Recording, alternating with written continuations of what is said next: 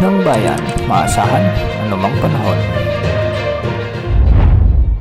Magandang hapon po sa ating lahat. Narito ng latest update kay Bagyong Marce.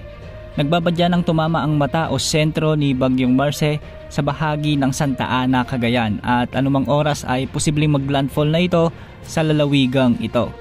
Huling namataan ang sentro ni Bagyong Marce sa layong 115 kilometers silangan ng Apari, Cagayan. Taglay nito ngayon ang lakas ng hangin na umaabot sa 175 kilometers per hour at pagbugsong umaabot sa 215 per hour. Kumikilos ito ngayon ng west-northwest sa bilis na 10 kilometers per hour.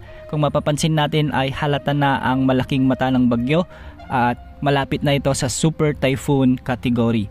Dahil nga dito sa bagyang paglapit ni Bagyong Marce sa kalupaan ng Santa Ana, Cagayan, itinaas na ng Pag-asa ang Tropical Cyclone Wind Signal number 4 sa bahagi o sa northern portion ng Cagayan, kasama na ang Babuyan Islands, ang northern portion ng Apayao at ang northern portion ng Ilocos Norte.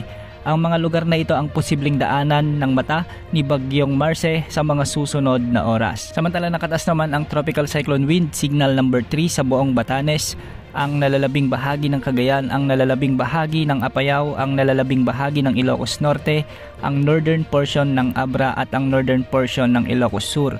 Signal number 2 naman sa northern at central portions ng Isabela, ang nalalabing bahagi ng Abra sa may Kalinga, Mountain Province, ang northern portion ng Ifugao, ang northern portion ng Benguet, ang nalalabing bahagi ng Ilocos Sur at ang northern portion ng La Union.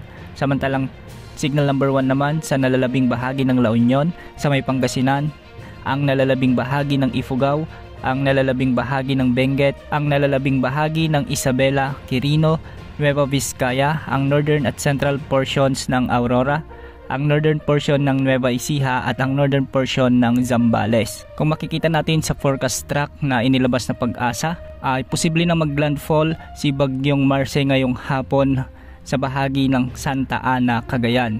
Tatawirin nito ang mga lalawigan ng Ilocos Norte at Apayao mula ngayong hapon hanggang bukas ng umaga. Kung sakali mang hindi maglandfall ay magiging mabagsik pa rin ang hangin na dala ng bagyo, lalo na kung dumadaan ang eye wall nito sa mga kalupaang sakop ng mga nasabing lalawigan.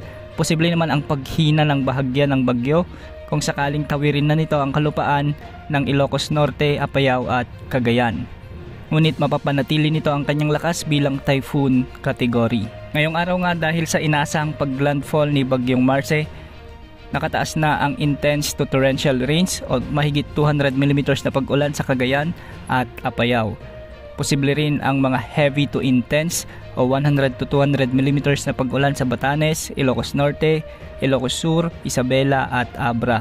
Samantalang katamtaman hanggang sa malalakas na pag-ulan naman ang mararanasan sa La Union, Kalinga, Mountain Province, Benguet at Ifugao. Pinag-iingat po natin ang ating mga kababayan sa may Northern Luzon na mag-ingat hindi lamang sa mga pag-ulang dala ng bagyo kundi ang malalakas na hangin na dala ni Bagyong Marce.